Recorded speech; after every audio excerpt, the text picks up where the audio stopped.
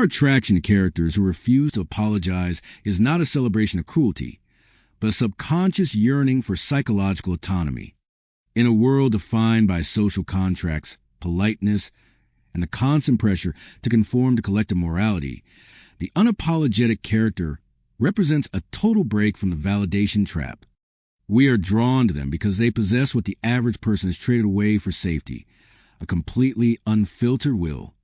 They're the embodiment of the sovereign self, operating outside the jurisdiction of social guilt. We live in an era of hyper-accountability, where every word is audited and every mistake is a permanent digital stain. In this climate, the character who stands in the center of the storm and refuses to bow is not just an antagonist. They are a psychological liberator. According to Carl Jung, we are drawn to these characters because they act out our shadow, the repressed, antisocial parts of our psyche that we have buried to fit into civilization. When a character refuses to apologize for a perceived transgression, they are asserting that their internal reality is more important than the external social order. As Jung famously said, the most terrifying thing is to accept oneself completely. We watch these characters because they have achieved a terrifying level of self-acceptance. They don't seek forgiveness because they don't feel broken. To the audience, this looks like strength, whereas the act of apologizing, even when necessary, is often perceived by our primitive brain as a sign of submission. We are witnessing a biological conflict between our civilized superego and our primal ID. In the language of game theory and social dynamics, an apology is a transfer of power. By apologizing, you admit that you have violated a rule and are now subject to the judgment of the other party. You have ceded the high ground. The person who refuses to apologize maintains frame control. They dictate the reality of the situation. We are biologically wired to follow leaders who maintain their frame under pressure. This is a high-status signal of the unapologetic character. They are effectively saying, "My actions are the standard. Your judgment is irrelevant."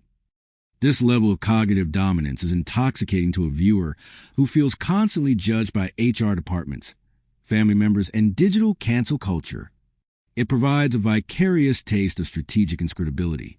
Sociologist Irving Goffman explore how we all perform identity management to save face. We use apologies as reparative work to fix our social standing. The unapologetic character is a social nihilist. They have stopped caring about their face. This represents a profound form of freedom. Most people are exhausted by the labor of being good people. Seeing a character like Tony Soprano, Don Draper, or Beth Dutton operate without the burden of remorse provides cathartic release. They represent the primal human who existed before the social contract, force us to be small. They remind us that the social order is a fragile consensus, and they are the ones with a hammer. From a clinical perspective, we are often drawn to characters exhibiting dark triad traits because these traits are frequently bundled with high confidence. The refusal to apologize is a hallmark of the narcissistic shield. Because the human brain is an imperfect judging machine, we often mistake lack of shame for competence. We assume that if someone is so confident that they refuse to apologize, they must have a reason for their behavior that we simply haven't understood yet. This is the authority fallacy in its most dangerous form. We respect the strength of the refusal more than the morality of the action. This is the alpha mirage, where we follow the unmoving object simply because it refuses to move. Beyond the standard anti-heroes, we see this in the stoic Titan archetype. Characters like Sherlock Holmes or Hannibal Lecter don't apologize because they view their actions as products of a superior logic. They aren't just breaking rules. They are operating on a higher plane of existence where common morality is a vestigial organ. Their refusal to apologize is an intellectual status signal. They communicate that if you are offended, it is simply because you lack the IQ to understand their necessity. This breeds a specific kind of attraction, the desire to be in on the secret, to be part of the elite few who don't need the crutch of social approval. Then there is the scorned avenger. Characters like John Wick or Lisbeth Salander who have been so thoroughly betrayed by the social contract that they have been granted a moral license to disregard it. Their lack of apology is a form of cosmic justice. We cheer for their silence because we feel that the world has lost a right to demand an explanation from them. They represent the ultimate victimhood turned into ultimate power. By not apologizing, they refuse to let their trauma be managed or resolved by the society that caused it. They remain a raw, open nerve that refuses to heal on anyone's terms but their own. This attraction also exploits moral decoupling. We separate the character's coolness or competence from their morality. We don't want to be the person who harms a rival, but we want the unshakable composure they exhibit afterward. We are fascinated by the cost of living they represent. To live without apologizing is to live in constant conflict with the world. It is a high-stakes, high-stress existence that requires immense internal fortitude. Most people couldn't survive a single day of the social isolation that comes with being truly unapologetic.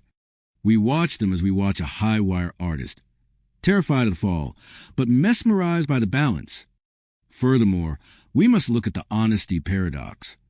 We live in a world of corporate speak and performative sensitivity. When a character is brutally, unapologetically themselves, we perceive it as a form of radical honesty. We find them authentic precisely because they are bad. Our brains interpret their refusal to sugarcoat or apologize as a sign that they aren't trying to manipulate us. It is a strange inversion where we trust the villain more than the hero because the villain has nothing to hide behind a mask of politeness. Their lack of apology is their transparency. To double the depth, we must examine the hyper-sovereign, the character who treats society as a simulation they've already beaten. This character refuses to apologize because they no longer recognize the authority of the game master. When a figure like Rick Sanchez or the Joker destroys a social norm, their refusal to apologize is an act of existential deconstruction. They are pointing out that the rules we live by are arbitrary and the apologies we demand are hollow rituals. This appeals to our latent nihilism, the part of us that suspects the world is a farce and that the only honest way to live is to stop playing by its rules. We are mesmerized by the character who can burn down the theater and refuse to apologize to the audience. We are also witnessing the erosion of the social script. In traditional storytelling, the hero apologized to maintain harmony. Today, the hero is often the one who refuses to compromise their personal truth, even if that truth is destructive. This shift mirrors a broader cultural move toward identity absolutism. We no longer view the apology as a tool for reconciliation, but as a tool for ideological surrender. Consequently, the character who stays silent is seen as the last bastion of intellectual integrity. Their silence is a shield against the tyranny of the collective, protecting the sanctity of the individual mind from the demands of a world that wants to force everyone into a single apologetic mold. There is also a deep-seated neurobiological reward in witnessing defiance. When we see a character ignore a social demand for contrition, it triggers a sympathetic nervous system response in the viewer. We experience a mirror neuron high. Our brains simulate the feeling of having that much social leverage. It is a vicarious release of aggression and autonomy.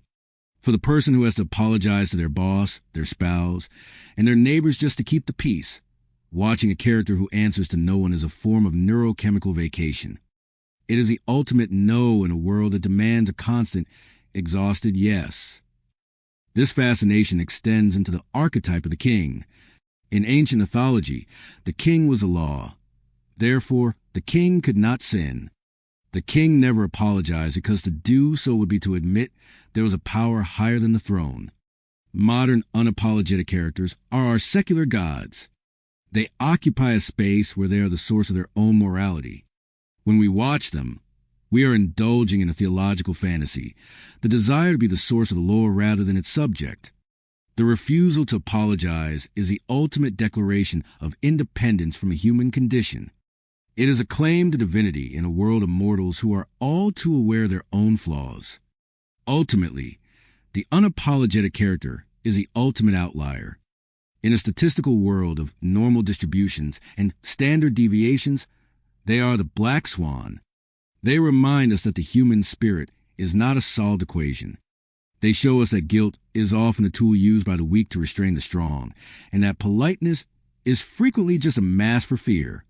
While the crowd screams for a mea culpa, the sovereign character simply smiles and continues their march.